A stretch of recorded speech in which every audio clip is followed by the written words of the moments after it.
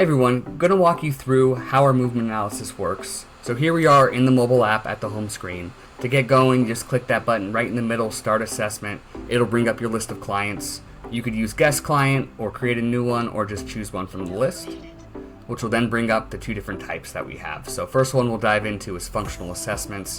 Here we have all the basic movement patterns: jump, two different squats, overhead and standard, single leg balance, single leg hinge, which is basically an RDL, bilateral hinge in case they can't stand on one leg, overhead press, and then two different lunges, lateral to get that plane of movement in, as well as reverse lunge. You could select multiple at a time. You could also then look at joint comparisons. This is going to be single joint movements from cervical to shoulder, trunk, hip, knees, and this is able to look at differences between left and right for those single joints. For today's demo, we're going to look at counter movement jump and overhead squat. Select multiple, it'll bring up both the cards, and then we just click on the card to open the camera for overhead squat. And it picks up the joints automatically, asks to raise hands overhead, and it's going to crop it for you so the analysis is always the same.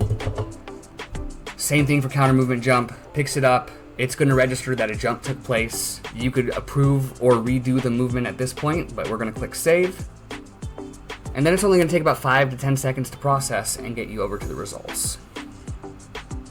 At the top, you'll get an overall score that's going to be averaged out across all of the movements that were chosen.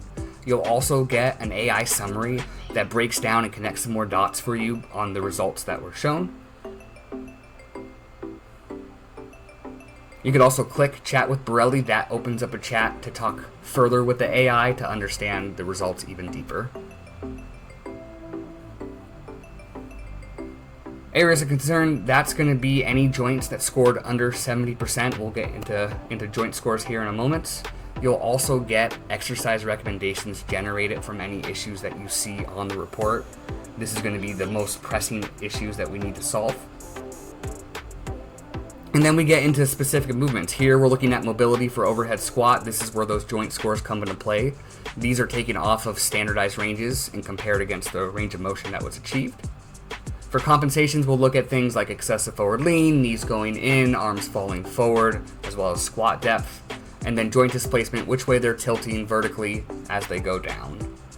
For other movements, like counter movement jump, you'll see a little bit more raw data. You'll still get scores for everything, but if you really want to dive into the raw angles, you're able to here. As well as a adapt it less model for their landing mechanics to really show on a pass-fail scale how well they're absorbing those landings. At the bottom of every assessment, you'll see overall scores averaged out in key areas like compensations, mobility, and stability. And then, if you wanted to take those exercise recommendations and put it into our workout builder, you could click Create Workout. It'll put it right into a workout for you to create and send right off to your client to start fixing those issues.